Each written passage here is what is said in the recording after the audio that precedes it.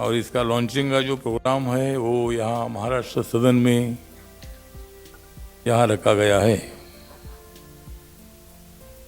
तो जो आइकोनिक्स जो संस्था है, इस संस्था की ओर से आज यहाँ ये प्रोग्राम ऑर्गेनाइज किया है और ऑर्गेनिक एग्रीकल्चर है, ऑर्गेनिक जो खेती है, ये खेती में जो उत्पादन होता है उसका अपनी बॉडी के लिए, अपने शरीर के लिए, अपनी ज़िंदगी को बहुत ही मजबूत करने के लिए, किसी बीमारी से अलग रखने के लिए, ये ऑर्गेनिक जो फूड होता है, ऑर्गेनिक जो सब्जियां होती है, ऑर्गेनिक जो प्रोडक्शन होता है, उसका लाभ हर आदमी को होता है।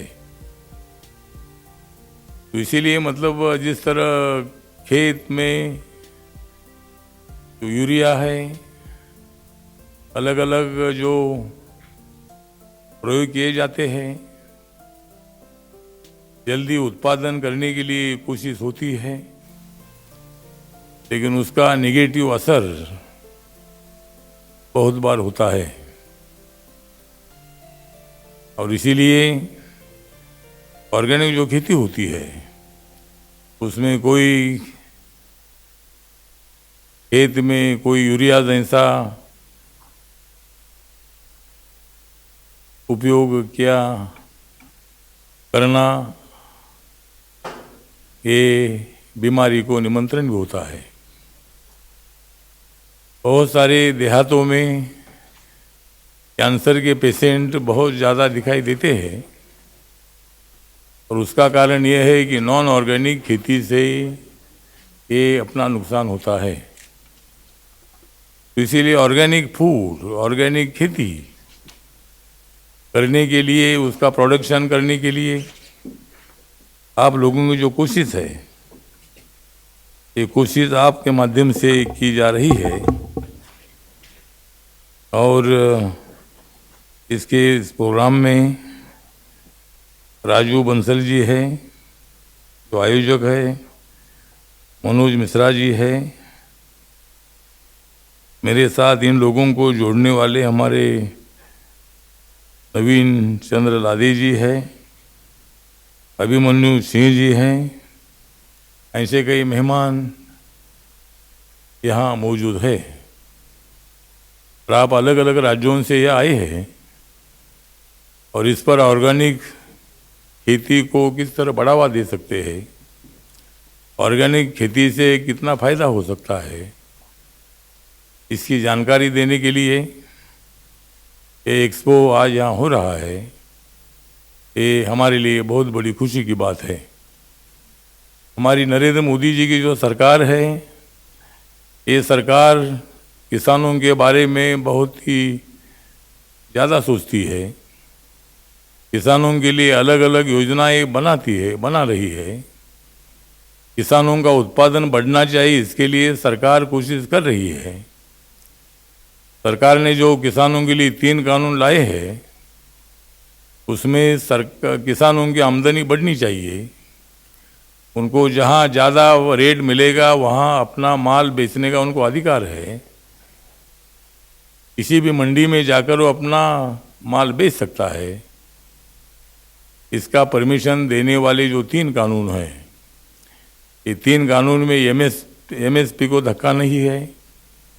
इस कानून में कृषि उत्पन्न बाजार समिति को बिल्कुल नुकसान नहीं है, लेकिन इसका विरोध भी हो रहा है। सुप्रीम कोर्ट ने इस पर स्टे भी दे दिया है। उसके बावजूद भी किसानों का आंदोलन लगातार 8 महीने से चल रहा है। लोकतंत्र में हर एक को आंदोलन करने का अधिकार है, लेकिन जिस मोदी जी ने किसानों के होठों पर 2014 में 2019 में चुनाव जीता है, वो नरेंद्र मोदी जी किसानों के खिलाफ क्यों कानून ला सकते हैं? वो नरेंद्र मोदी जी किसानों का नुकसान करने वाले कानून काहे के लिए ला सकते हैं?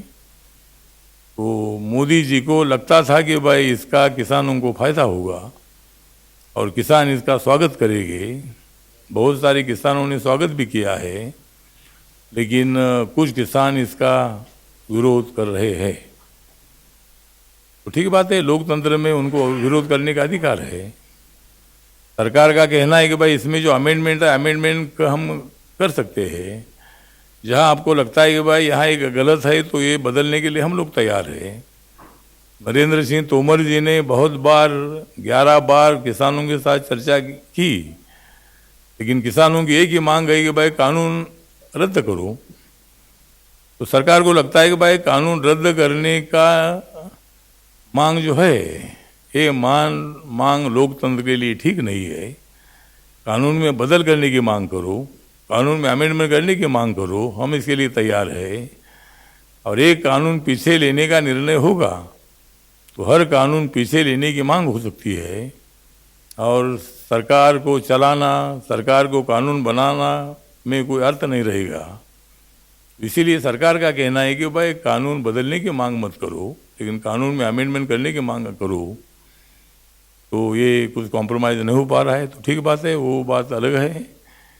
लेकिन ऑर्गेनिक खेती जो है, ऑर्गेनिक खेती का एक्सपेरिमेंट बहुत अच्छा एक्सपेरिमेंट है और ऑर्गेनिक खेती के माध्यम से अपने को योगदान मिलता है, अपनी ज़िंदगी आयुष्य बढ़ जाता है, अपने को कोई बीमारी नहीं होती है। इसीलिए ऑर्गेनिक खेती के बारे में हम सब लोगों ने ठीक ढंग से सोचना है। और सरकार की तरफ से आपको क्या मदद चाहिए, हमारे एग्रीकल्चर मिनिस्ट्री के माध्यम से आपको क्या मदद चाहिए, वो सब मदद करने के लिए ज़रूर हम आपके साथ हैं। मैं आपको आश्वासन दिलाना चाहता हूँ कि ऑर्गेनिक खेती करने वालों को पूरा सपोर्ट करने की भूमिका हमारी रहेगी। जो भी आपकी मांगे हैं वो मांगों का मेमोरेंडम आप मेरे पास दीजिए। एक बार अपन नरेंद्र सिंह तोमर जी से भी बात करते हैं और आपकी जो मांगे हैं उस मांगों पर उनके साथ आधा घंटा, 1 घंटा, 2 घंटा उनके साथ चर्चा करते हैं। मैं आपको ले जाऊँगा और ऑर्गेनिक खेती बढ़ाने के लिए, ऑर्गेनिक जो प्रोडक्ट है उसको बढ़ाने के लिए जो मदद आपको चाहिए वो मदद पूरी करने के लिए मैं सरकार की तरफ से आपको आश्वासित करने के लिए इधर आया हूँ। तो मुझे हाउस में भी जाना है, राज्यसभा चल रही है, वहाँ बिल पास होने वाले हैं, तो आपका ये प्रोग्राम चलता रहेगा। बहुत सारे एक्सपर्ट लोग इधर आए हैं, वो भी अपने अपने विचार यहाँ रखेंगे। और एक आप इस एक्सपो के माध्यम से एक मेमोरेंडम आप तैयार करिए और वो मेमोरेंडम का कल मुझे आप दे दीजिए। कल ही शायद अगर आप लोग इधर होंगे तो आपके 5-6 लोगों को लेकर नरेंद्र सिंह तोमर जी से अपन चर्चा कर सकते हैं। मैं उनका टाइम ले लूँगा और हम उसी तरह आगे बढ़ेंगे। इन्हीं शब्दों के साथ जो 13 राज्यों से जो रिप्रेजेंटेटिव आए हैं उनका मैं यहाँ दिल्ली में आभार व्यक्त करता हूँ और आपके लिए मैं काम करता रहूँगा। आपके लिए हमारी सरकार हमेशा मदद करती रहेगी, ऐसा विश्वास दिलाते हुए मैं इस एक्सपो का इनॉग्रेशन हुआ है, ऐसा मैं मतलब जो ग्लोबल ऑर्गेनिक एक्सपो का जो इनॉग्रेशन है हो गया है, ऐसा मैं अनाउंस करता हूँ। लेकिन ये एक्सपो आपका 2022 का है क्या? आज यहाँ से लॉन्चिंग हुई है। अच्छा, हाँ, तो हाँ मतलब ये 22 में इसका एक्सपो होगा। उसका जो लॉन्चिंग है, ये लॉन्चिंग अभी जो आज ये जो 3 अगस्त है, वो 3 अगस्त को इसका 3 अगस्त 2021 में इसका लॉन्चिंग हुआ है। और इसका एक्सपो जो है ये ग्लोबल ऑर्गेनिक एक्सपो 2022 में हो जाएगा। तो मैं आपको इस एक्सपो को हार्दिक बधाई देता हूँ, शुभकामना देता हूँ और आपका एक्सपो 2022 का सक्सेस हो जाए ऐसी अपेक्षा व्यक्त करता हूँ। जय भीम, जय भारत, नमस्कार। विशेष रूप से एक बार फिर से माननीय मंत्री जी का बहुत बहुत धन्यवाद हमें सपोर्ट करने का, अपना समर्थन देने का। और जैसा कि माननीय मंत्री जी ने अपने एड्रेस में हमें ऑर्गेनिक फार्मिंग के महत्व के बारे में बताया, भारत के लिए, भारत के किसानों के लिए, कंज्यूमर हेल्थ के लिए, हमारे हवा पानी के लिए उसका क्या महत्व है उसके बारे में हमें जानकारी दी। साथ साथ अब माननीय मंत्री जी द्वारा 2022 ग्लोबल ऑर्गेनिक एक्सपो का ब्रोशर यहाँ पर उसका विमोचन किया जा रहा है।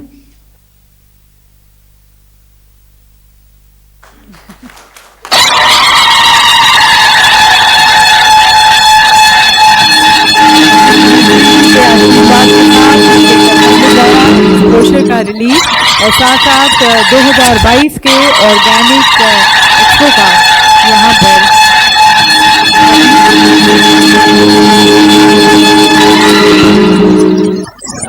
महावर जी से मैं निवेदन करना चाहूँगी कि वह श्री सुधीर गुप्ता जी उनका भी यहाँ पर मंच पर स्वागत करें। Honourable member of parliament Mandsaur Madhya प्रदेश।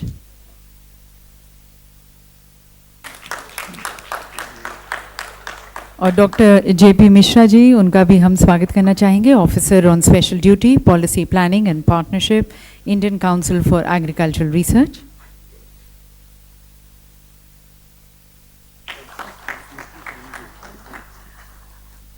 तो दीदी सज्जनों, माननीय मंत्री जी ने अपने संदेश में हमें ऑर्गेनिक फार्मिंग के जो महत्व हैं उसके बारे में हमें जानकारी दी और साथ साथ उन्होंने हमें बताया कि किस तरह से ऑर्गेनिक फार्मिंग की तरफ शिफ्ट होते हुए हम किसानों का भी भला होगा और जो हमारे गवर्नमेंट की जो पॉलिसी है, नीति है, जो उद्देश्य है हमारे फार्मर्स के इनकम को डबल करने का, उसकी तरफ भी ऑर्गेनिक फार्मिंग एक बहुत ही एक महत्वपूर्ण कदम रहेगा।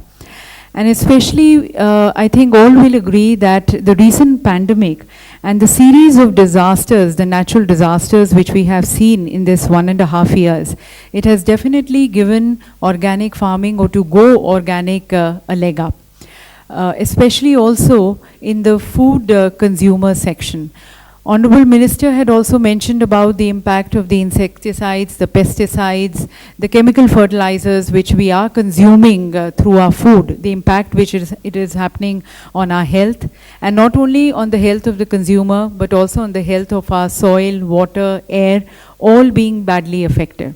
That is where, as we move towards organic farming, it is going to be profitable for all these entities, though the definition of profitability in all these entities will differ. And thus, as you can see, the theme which we have is, it is going to be ushering in profitability for humanity.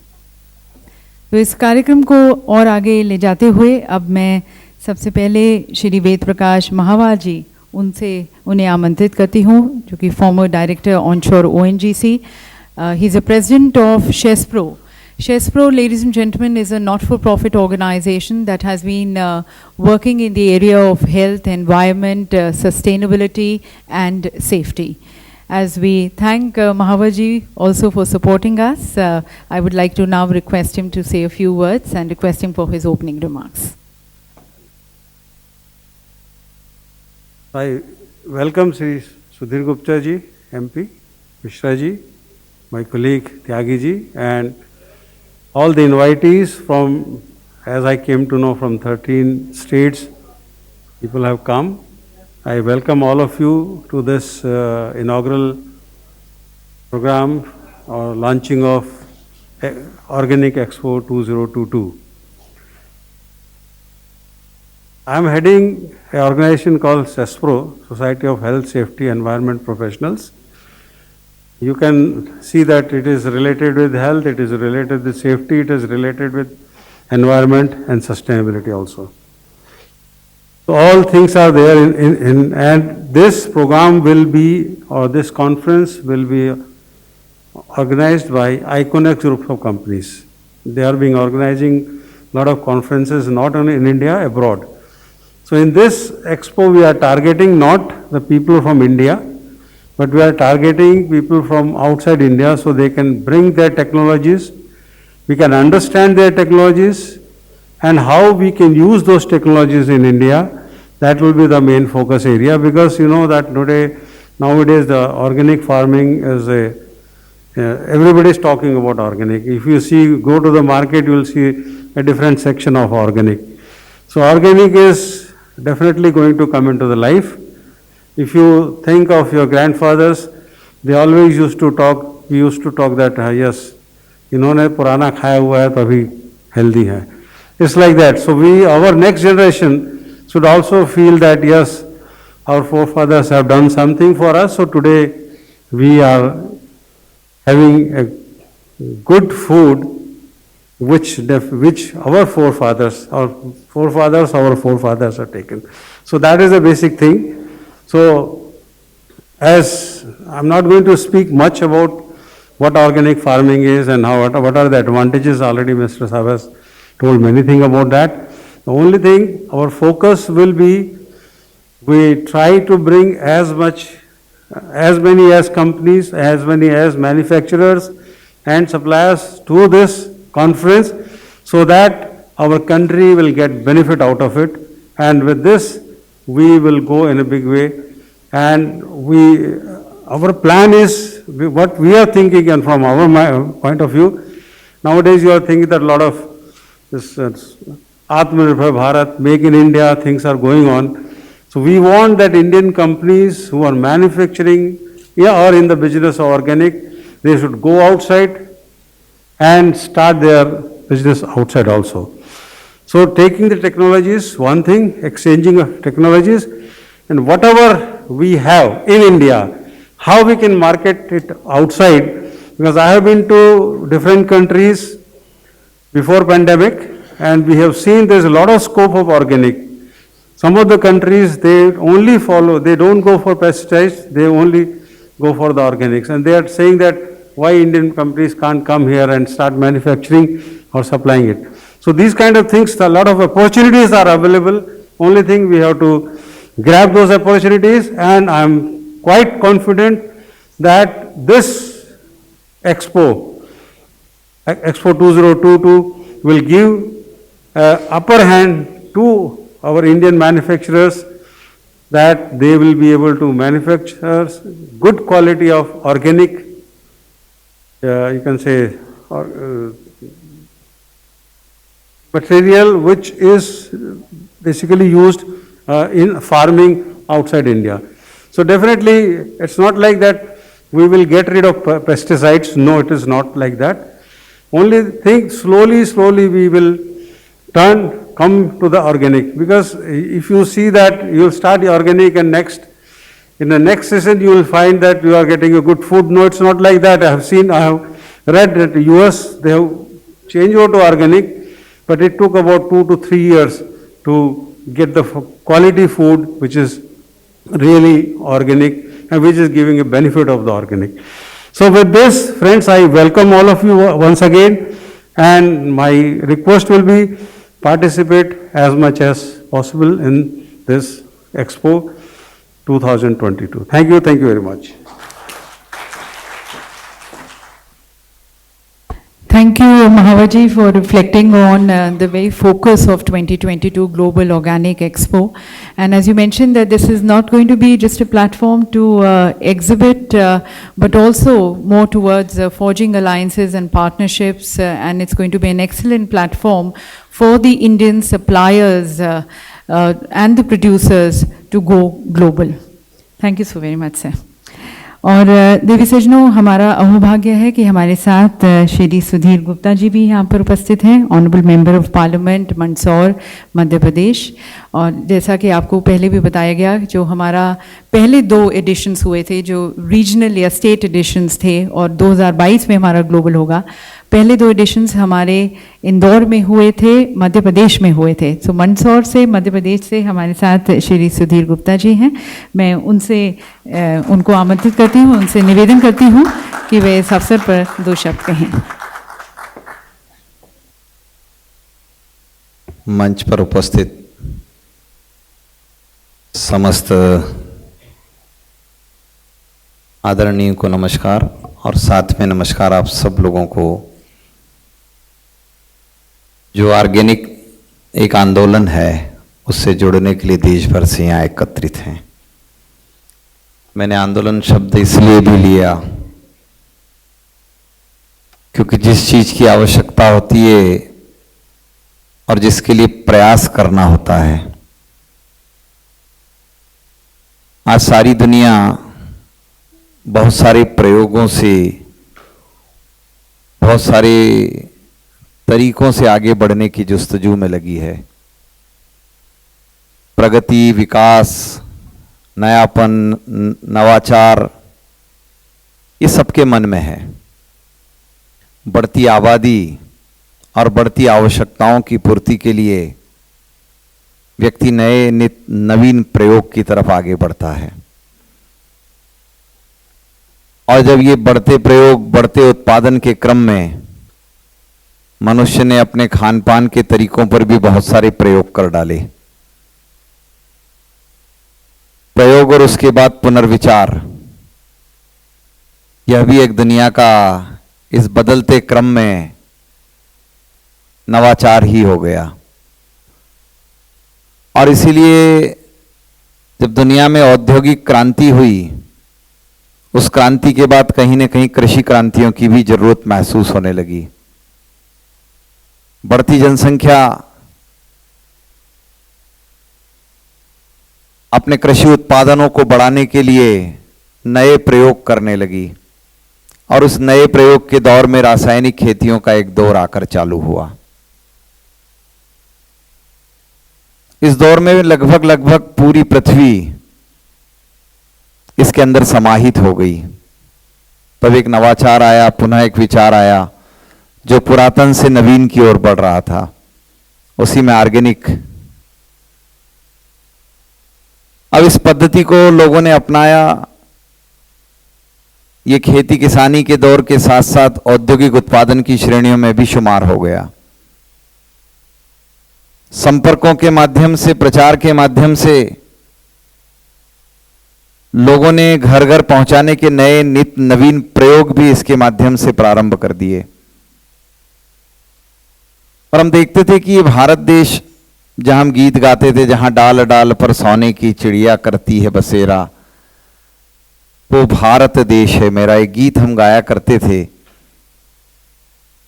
पर ये पता नहीं रहता था कि ये डालें कौन सी है जिस पर सोने की चिड़िया बैठती है। मगर अनादिकाल से जब सारी दुनिया यायावार जिंदगी जी रही थी या अंधकार युग में थी, खोज और खोज की प्रक्रियाएं थी, कोलंबस कहीं पहुंच गए थे, वास्को डी गामा कहीं पहुंच गए थे, लेकिन हम संपन्न थे, हम दुनिया को दिशा दे रहे थे, हमारे अपने काम करने के तरीके अत्यधिक आधुनिक थे और दुनिया के विकास के क्रम में हम बहुत आगे पहुंच चुके थे। मगर क्रम बदलना था और औद्योगिक विकास हुआ। मैनचेस्टर से लेकर यूरोप तक औद्योगिक क्रांतियां और मैनुअल के बजाय मशीनीकरण पर हम आगे चले गए। जब पुराने इतिहास को उठाकर देखें या बजटीय व्यवस्थाओं को देखें, ब्रिटिश इंडिया के बजटीय स्ट्रक्चर को उठाकर देखें, तो कहीं ना कहीं महसूस होता है कि भारत खेती पर निर्भर था। और इसीलिए 19वीं सदी में 1918-19 के बजट में स्पष्ट उल्लेख है कि भारत की वित्तीय व्यवस्था गाय और बैल के सबल कंधों पर खड़ी है।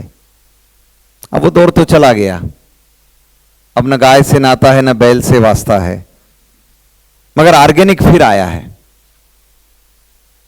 और इसका बेसलाइन क्या है कि सबसे पहली स्पष्ट चीज है कि कोई भी काम करना है तो उसमें प्रॉफिट आना चाहिए, चाहे वो खेती ही क्यों ना हो, चाहे वो उद्योग ही क्यों ना हो। और इसलिए उत्पादन लागतों को कम करना।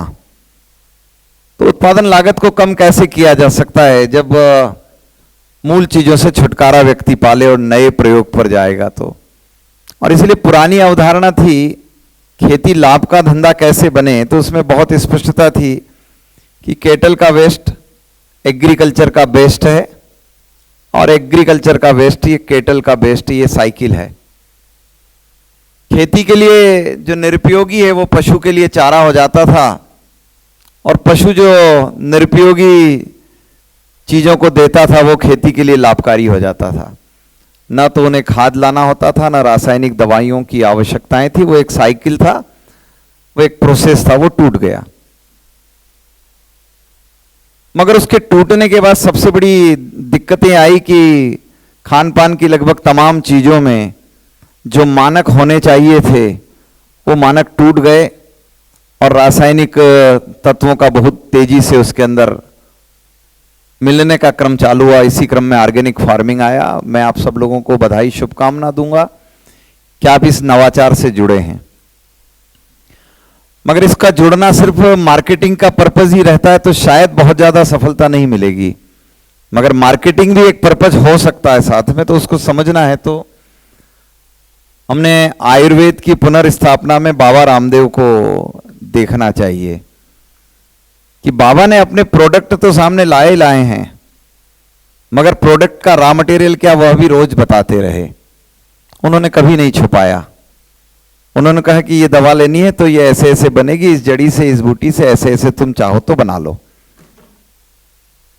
जब लोगों को बनाने के क्रम में लोग आगे बढ़े तो लोगों को इजी लगा कि नहीं नहीं, इससे तो बना बनाया कोई आइटम हम ले लेते हैं, बनी बनाई चीजों की हो तो हम चले जाते हैं। तब लोगों को सहज और सुलभ होता है। खेती किसानी में उस ऑर्गेनिक पैटर्न के विकास करने के लिए हम अपने प्रोडक्ट को लॉन्च करने के पहले जन सामान्य के बीच में अपने स्थानों को बनाते हैं तो ये लौट आएगा वापस बहुत तेजी से। आज रासायनिक खादों का बजट देखें, सरकारों की माली हालत भी खराब हो जाती है और किसान भी कोई बहुत ज्यादा उसमें सुख महसूस नहीं करता है। और इसलिए आज देश की बहुत बड़ी आवश्यकता है कि ऑर्गेनिक इस प्रोडक्ट को भी, ऑर्गेनिक इस प्रचार को भी हम अपने जीवन का अंग बनाएं और भारत इसके कारण पुनः लौट कर आएगा और हम गीत गा पाएंगे जहां डाल डाल पर सोने की चिड़िया। क्योंकि हर एक चीज को सामान्य जीवन प्रॉफिट से ही जोड़ता है। मेरी आप सब लोगों को शुभकामनाएं हैं, बधाई है। और चूंकि मेरे निजी जीवन में मैं ऑर्गेनिक के कई पैटर्नों से जुड़कर आगे बढ़ता हूं तो आप और हम सब, आपको लगेगा कि कहां किसी जीवन के किसी क्रम में आवश्यकता है तो सरकार के साथ साथ हम भी आपके साथ सहयोगी रहेंगे। आप उत्साहित होकर आगे बढ़िए और देश के लाखों लाख किसान, लाखों लाख उपभोग करने वाले उपभोक्ता, इस आंदोलन से, इस व्यवस्था से दो लोगों का फायदा होना है। और अगर दोनों का फायदा होता है तो भारत की इकोनॉमी बहुत बड़े परिवर्तनकारी दौर में होगी। आप लोगों ने ये प्रयास किया, इसके लिए बहुत बहुत धन्यवाद। मुझे बुलाया इसलिए बहुत बहुत धन्यवाद। Doctor JP Mishra, assistant director general international relations, Indian council of agricultural research, उन्हें मैं आमंत्रित करती हूँ as he brings to us the promise of Global Organic Expo 2022। क्या संभावनाएं हैं, क्या अवसर रहेंगे ऑर्गेनिक फार्मिंग की तरफ जो हम रुख करेंगे, तो उसके बारे में और अधिक जानकारी के लिए डॉक्टर जेपी मिश्रा। आदरणीय महावर जी, माननीय सामाजिक न्याय एवं अधिकारिता मंत्री जी जो किन्हीं कारणों से चले गए, और माननीय सांसद महोदय श्री सुधीर गुप्ता साहब, थोड़ा डिफिकल्ट है बिकॉज मैं हिंदी और अंग्रेजी दोनों मिक्स बोलूं तो ठीक रहेगा। It is very difficult to present the case before this kind of gathering by me, because I am basically a scientist turned bureaucrat and administrator. I had been in Niti Aayog for 6 years as agriculture advisor. Now I am looking after different portfolio in Ministry of Agriculture. Indian Council of Agriculture Research is our organization. And when Manoj and Pradeep, the two colleagues, they visited me and they requested that I should be part of this third global expo, organic expo, I readily agreed because this is a subject which is very close to my heart. But having said that, हमको एक चीज़ याद रखना चाहिए कि agriculture का पूरा landscape ही change हो रहा है। Today we are producing close to 11 billion agriculture production, billion ton, in terms of the total produce of food grains, fisheries, livestock, horticulture and so on and so forth. So one, I will say it is 1100 million ton. So this is the kind of mammoth production that we are having.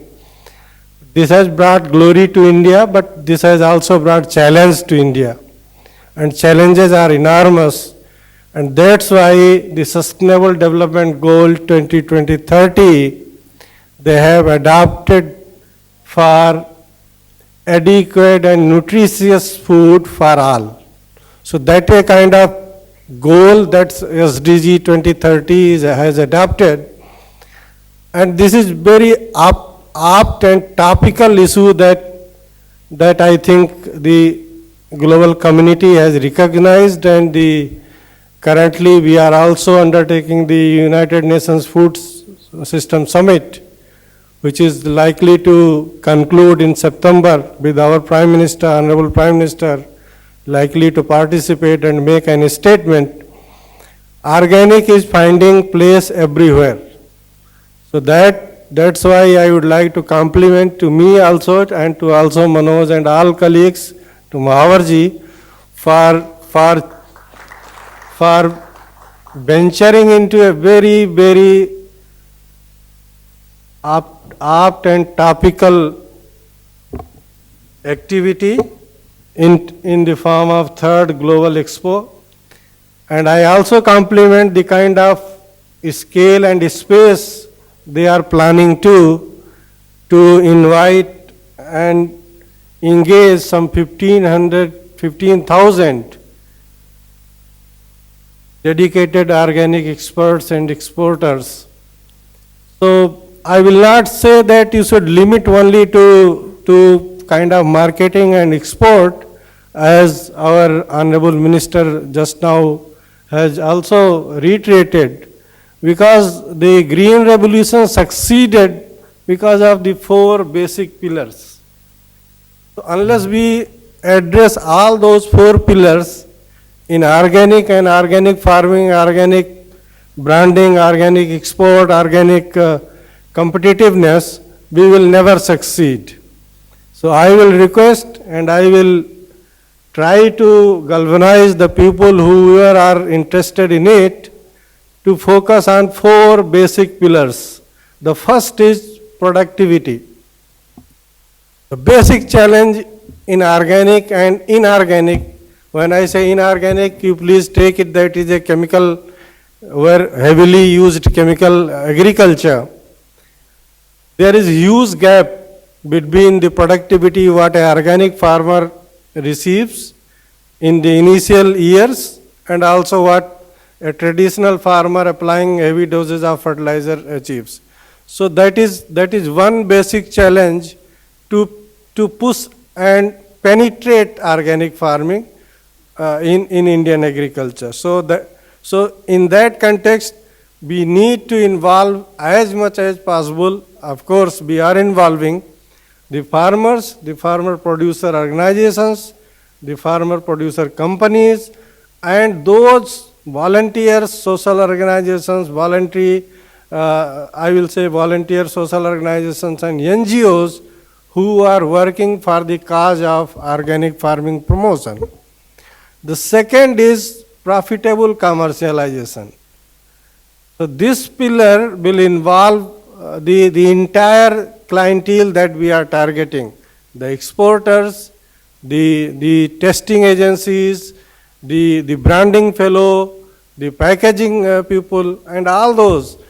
Somewhere we have to engage every nook and corner, to engage those people who are involved right from produce, when they take it from producer and become produce owner, from produce owner to consumer, there is a huge value chain, so we have to engage those kind of people also. The third is competitiveness. Because we are not only and only that are furthering the cause of organic in this globe. The European Union, which is largely a sink kind of society, where entire agriculture produce goes for the sink in terms of a feed material to poultry, to livestock, they are heavily engaged on organic production, and their governments are heavily subsidizing the organic production just to infuse the growth of organic that we are looking into 2022 and beyond. So perhaps the quality aspect will be much more important, and that's where we need to engage with the certification agencies and also with the input agencies, the seed agencies and others, so on and so forth, which provide the quality material for organic production. Remember that we only certify the process of organic, not the product. So far we don't have any indicator which can certify the product from the organic, whether it is organic or inorganic. So because plant and all the root system, they absorb the nutrients in terms of iron, whether you apply cow dung or whether you apply urea, they will take only nitrate. So in that sense, the process part that we have to be very cautious, and all those certification agencies and facilitating agencies, they will be involved. The third, the fourth, and the perhaps the most important pillar is the governance part. So the departments, the ministries which are running the promotional program to pull and push, bring pull and push effect for organic farming. The other agencies like EPIDA, which is responsible for certification by engaging the different agencies.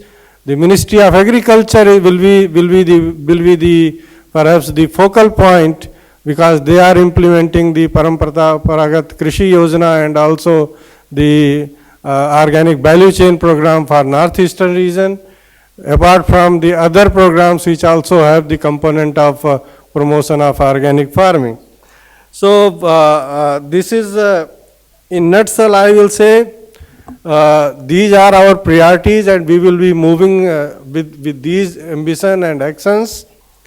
At the last, I will say we need change. Change is difficult, but change is a must if we want to accomplish the kind of focus, the nutritious, harmless food for all, and the theme that you have adopted is really unique. It is profitability for humanity. So if you want to serve the humanity, we have to move on these directions. Thank you very much. I compliment everyone for this. Thank you very much.